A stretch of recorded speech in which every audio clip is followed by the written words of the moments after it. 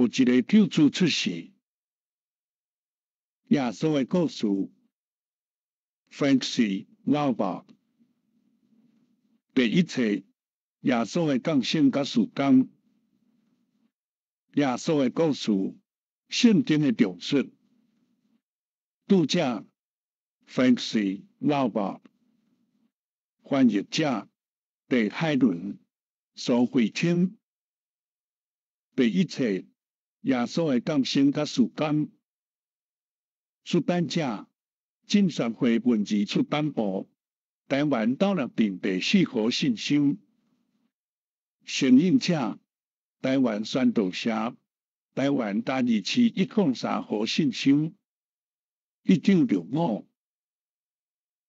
真言，耶稣的故事这本册是 Dr. Frank C. Laubach Sr. 写的，拢总分做第1、第2甲第3册。伊写这3本册的目的是要帮助初学捌字读册的人。Dr. Laubach 是一位掠写透全世界的语文专家。早伫1930年，伊就伫 Philippines 开始伊的工作。伊头先帮助准备一种语文的捌字初学册，为这了后，伊接到一张 Philippines 教育部长写的介绍函。自安尼，伊甲 Philippines 听透透准备了20种不同语言的课程。1935年 ，Dr. Laubach 红某旅行过真侪国家，包括 Singapore、India、Egypt、Israel、甲 Turkey。伫达所在拢有编写各种的捌字初学册。伫英国的30年中间 ，Dr. Laubach 带头的捌字教育工作过达伫96个国家工作，而且用274种语文帮助准备较快教授的课程，通好互搁较侪人会当学习阅读。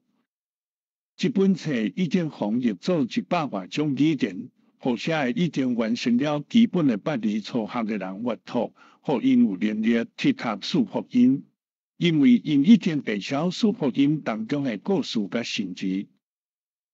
这本册拢总有3份册，就是关于 Dr. Laubach 的用文本耶稣的故事改编成的。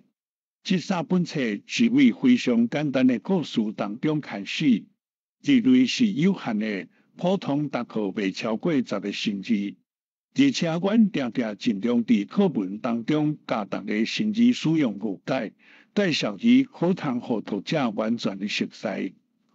阮的目的甲本望就是顾到这本耶稣的故事，互最新的读者会当学到较高的阅读能力，因会当阅读甲欣赏神的话。浸信会文字出版部。